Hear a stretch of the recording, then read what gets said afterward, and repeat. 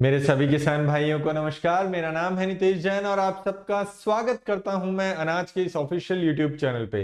दोस्तों, आज के इस वीडियो में हम आपको जानकारी देंगे एग्रीकॉन कंपनी के एक बहुत ही जबरदस्त बायो फर्टिलाइजर के बारे में, जिसका कि नाम है माइकॉन माइक्रोबायल मिक्सर।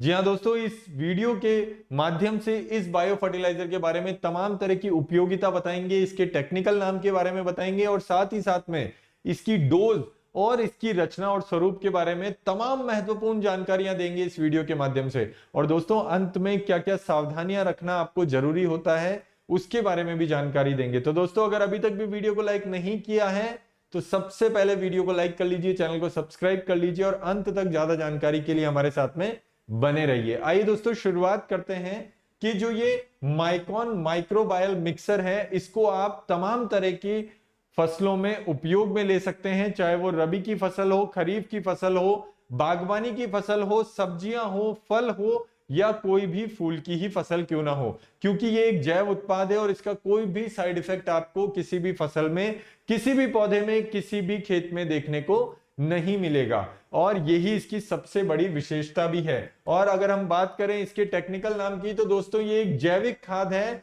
और साथ ही साथ में ये ग्रोथ प्रमोटर भी है। मतलब ये जाइम का, जिब्रेलिक एसिड का और तमाम तरह के प्लांट ग्रोथ स्टिमुलेंट का भी काम करता है। और इसकी रचना के बारे में बताएं तो ये वेस्क्यूलर, अवेस्क्यूलर, माइकोराइजा और समुद्री शैवाल, समुद्री झाग और ह्यूमिक एसिड के साथ साथ एनपीके बैक्टीरिया, जिसको कि हम एजिटोबैक्टर पीएससी केएसबी का एक दानेदार मिश्रण है। मतलब इसके अंदर 5-6 तरह की चीजें हैं दोस्तों। तो आप ये अनुमान लगा सकते हैं कि ये कितना कारगर, कितना अच्छा, कितना प्रभावी साबित हो सकता है आपकी फसल और आपकी खेत के लिए। और अगर हम बात करें इसके डोज की, तो दोस्तों अगर इसके डोज के बारे में बताएं तो ये जो 10 किलो की बाल्टी आप स्क्रीन पे देख पा रहे हैं, ये पूरी बाल्टी 1 एकड़ के लिए पर्याप्त है। तो इसकी डोज 10 किलोग्राम प्रति एकड़ है। आप चाहें तो इसको अन्य किसी रासायनिक यूरिया, डीएपी या रेत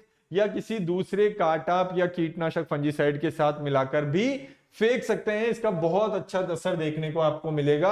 और अगर हम बात करें इसकी महत्वपूर्ण बातों की, तो दोस्तों ये स्लाइड आपको बहुत गौर करके देखनी है, क्योंकि ये जैविक खाद, ये जैविक उत्पाद आपकी फसल में बहुत रचनात्मक बदलाव ला सकता है, पौधे को हरा बना सकता है, फूटान करा सकता है, जड़ों के जड़ों में जो कूचड़ा बोलते हैं हम आसान भाषा में, सादा भाषा में, वो कूचड़े बनाता है। इसी वजह से आपकी पौधा, आपकी फसल बहुत अच्छी ग्रोथ लेती है। न केवल उसमें ग्रोथ होती है बल्कि फूटान भी होती है। और इसी वजह से जब फल और फूल आता है, जब बहुत अच्छा इसका परिणाम आपको देखने को मिलता है। और साथ ही साथ में ये जाइम का भी काम करती है, फुटान कराती है, जिंक का काम करती है, एनपीके का काम करती है। इसमें तमाम तरह के 17 तरह के जिब्रेलिक एसिड है। तो इसी वजह से इसका असर बहुत अच्छा होता है और रोग प्रतिरोधक क्षमता पौधे की बहुत ज्यादा अच्छी बढ़ जाती है। और उसी वजह से आपका पौधा निरोगी रहता है, दाना बहुत अच्छा बनकर आता है, दाने में, फली में पोचापन नहीं रहता है, फली पोची नहीं निकलती, दाने में दूध पूरा आता है, वजन पूरा आता है, दाना एक समान निकल कर आता है। और इसी वजह से जब आप मंडी में या अन्य बाजार में माल को बेचने जाते हैं तो उसका बहुत अच्छा आपको दाम मिलता है। ये पौधे की क्षमता बढ़ाने में तो मदद करता है, जैसा मैंने अभी आपको बताया। पौधों में रेशेदार जड़ों की संख्या में अच्छा विकास और वृद्धि करता है। पौधे में जो जड़ें हैं उसको रेशेदार बनाता है और इसी वजह से तना बहुत मजबूत रहता है।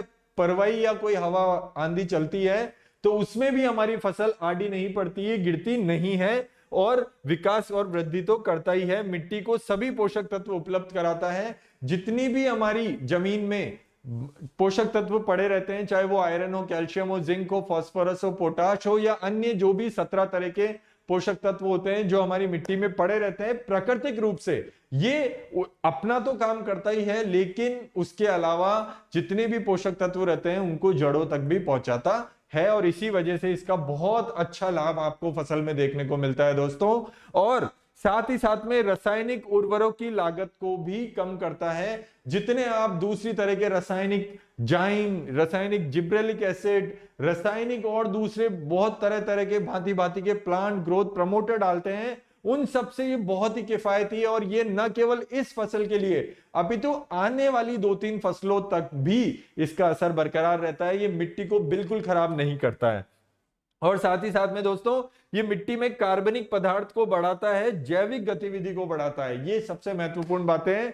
ये केंचुए पैदा कर देता है दोस्तों। केंचुए हमारी जमीन पे आज के 50 साल पहले बहुत पाए जाते थे, लेकिन अब रासायनिक खाद, रासायनिक दवाइयां और रासायनिक तमाम तरह के स्प्रे से केंचुए हमारी धरती से, हमारी जमीन से गायब होते जा रहे हैं। एक केंचुआ दोस्तों एक साल में 36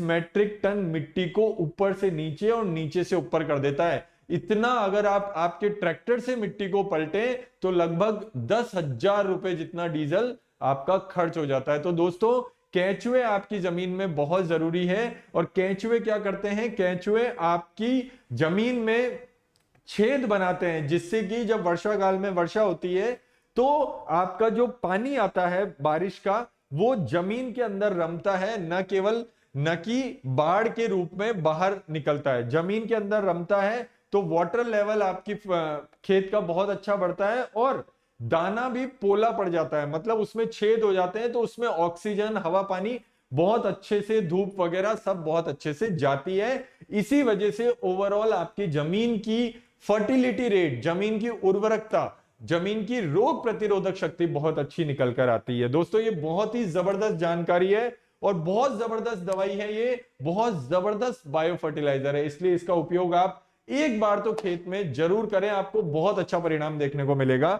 साथ ही साथ में मिट्टी में नमी होना बहुत आवश्यक है। ये हम आपको हर बायो फर्टिलाइजर के लिए, हर दवाई के लिए बोलते हैं कि उचित नमी में ही आपको कोई भी दवाई का स्प्रे या बायो फर्टिलाइजर करना चाहिए।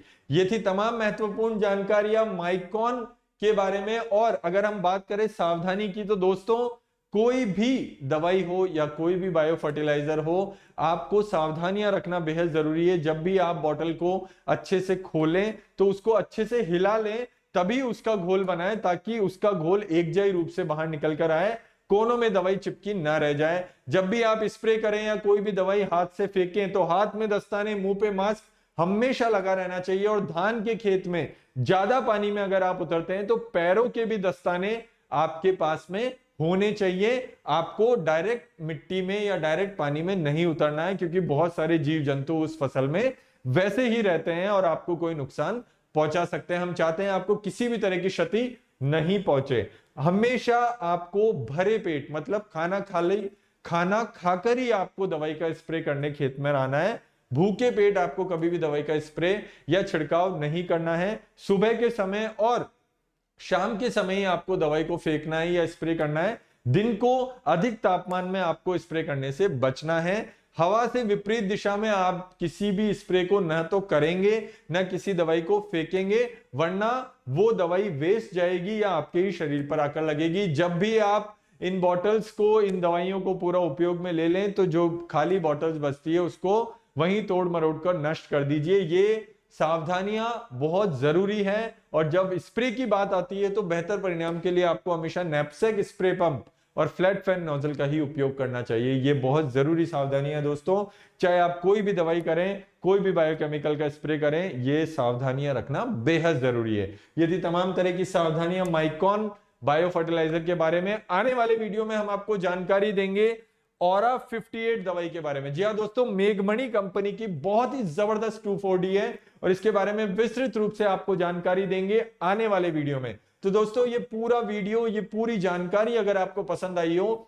और अभी तक भी आपने वीडियो को लाइक नहीं किया हो तो सबसे पहले वीडियो को लाइक कर लीजिए, चैनल को सब्सक्राइब कर लीजिए, नोटिफिकेशन का बेल आइकन तो जरूर प्रेस करिए ताकि आने वाले वीडियोस की जानकारी आपको नोटिफिकेशन के माध्यम से मिलती रहे और आपका और हमारा साथ ऐसे ही बना रहे। दोस्तों नमस्कार।